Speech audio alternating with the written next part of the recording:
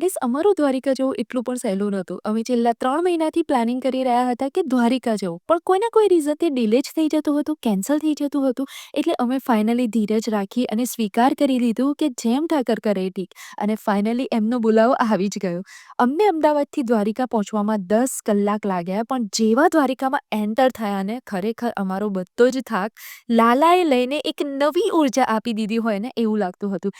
એટલી અદ્ભુત અનુભૂતિ થઈને કે ખરેખર શબ્દોમાં એનું વર્ણન નહીં કરી શકું. અને અહીંયા આવીને મને ફીલ થયું કે બધા જ લોકો માટે શ્રી કૃષ્ણ ભગવાન અલગ અલગ છે. તમારા માટે અલગ છે, મારા માટે અલગ છે. તમે જે ભાવમાં એમને યાદ કરશો ને એ ભાવમાં તમારી સાથે હાજર થઈ જશે. તમને ભાઈની જરૂર છે તો એ તમારા ભાઈ બનીને આગળ આવશે. મિત્રની જરૂર છે તો એ મિત્ર બનીને તમારી સાથે ઊભા રહેશે. પણ હા, ધીરજ રાખવી પડશે. એ આવશે, એ પાક્કું છે. તો આ અનુભૂતિ સાથે આજે હું અમદાવાદમાં છું કે દુનિયાના ચાહે કોઈ પણ ખૂણે હોઈશ, લાલો હંમેશા મારી જ સાથે છે અને મારી જ અંદર છે. શ્રી કૃષ્ણ સદા સહાયતે.